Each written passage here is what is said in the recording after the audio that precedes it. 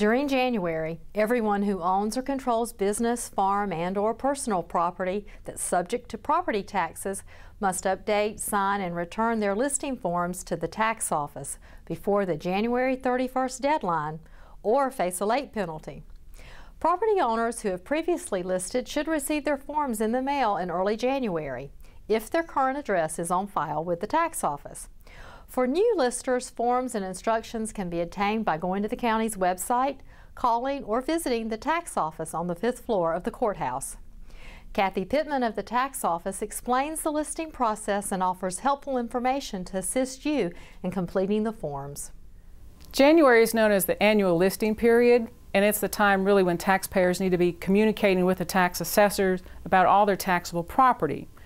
The information we gather from the listing forms is what in turn will be used to create the tax bills that come out in August. So it's important that we have accurate and timely information, or otherwise that will result in an incorrect tax bill, which will result in another process beginning where we will have to backtrack, correct your tax records, and that may result in a late listing penalty or interest on your revised tax bill. This is a sample here of a personal property listing form. And on it you can see where they have made their changes for 2011, where they've reduced the number of pets to 2. They have now turned 65, and they've had to change down here whether the pets are sterile or unsterile, have to change the count.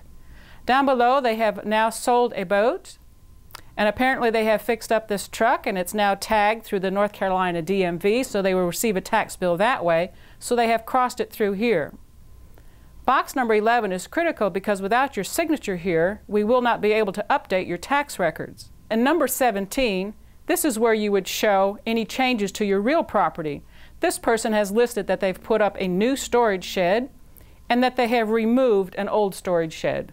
A few examples of personal property that must be listed include, but are not limited to, all permanently tagged or multi-year vehicles, all unlicensed vehicles, including motorcycles, trailers, RVs, and campers, as well as truck bodies, all boats and boat motors, aircraft, jet skis, mobile homes, and household rental property. If you are over 65 years of age by January 1st, 2011, or if you are a disabled veteran or surviving spouse of a disabled veteran, please be sure to read number 12 on the back of the personal property form regarding exclusions that could reduce the amount of taxes you pay on your primary residence if you meet the qualifications. This is a sample of our business personal property form.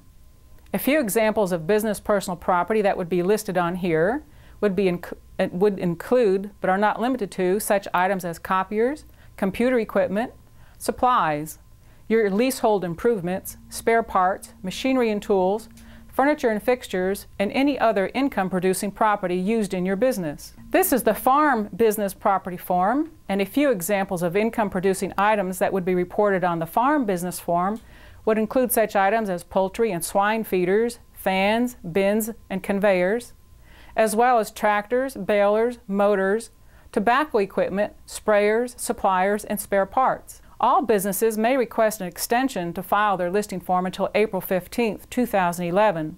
This is a copy of our annual property tax listing notice that we post throughout the county in over 300 high-traffic locations. The first part tells who needs to list and also the time period, which this year falls between Monday, January 3rd through Monday, January 31st. It also explains that if you listed with us in 2010, you will automatically be mailed a new form at your current address if we have it on file. I also would like to take this opportunity to remind people once again about the deadlines.